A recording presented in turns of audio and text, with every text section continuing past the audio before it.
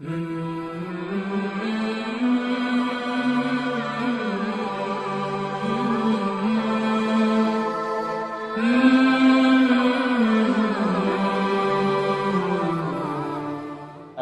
علیکم۔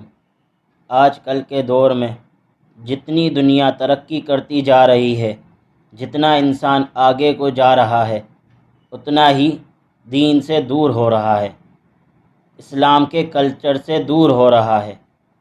اللہ تعالیٰ نے دنیا میں جس کو جو عہدہ دیا ہے، جو مرتبہ دیا ہے، جو مقام دیا ہے، ہر انسان اس مقام و مرتبے کے لحاظ سے دوسرے کا لحاظ کرتا ہے، مگر ایک مرتبہ ایسا ہے جس کا کوئی لحاظ نہیں کیا جاتا، جس کا کوئی احترام نہیں کیا جاتا۔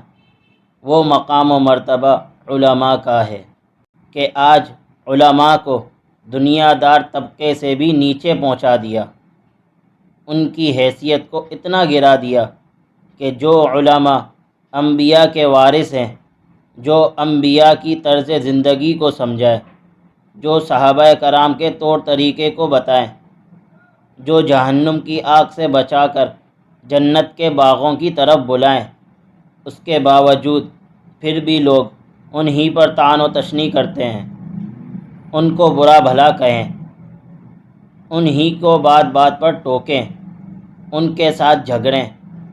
خدا را ان کی قدر کریں، ان کو عزت دیں، ان کا احترام کریں۔ یہی وہ لوگ ہیں جنہوں نے اس پرفتن دور کے اندر بھی دین اسلام کی حفاظت کی، دین اسلام کے قلعے بنے، ہر باطل کے سامنے دیوار بنے۔ آج باطل قوتوں نے ایسا کام کیا کہ لوگوں کو علماء سے دور کر دیا، دین کے محافظوں سے لڑوا دیا۔ حضرت عمر رضی اللہ تعالیٰ عنہ فرمایا کرتے تھے کہ علماء کی مجلسوں سے علیحدہ نہ رہا کرو، خدا نے روئے زمین پر علماء کی مجلس سے زیادہ بزرگ کوئی مقام نہیں پیدا کیا۔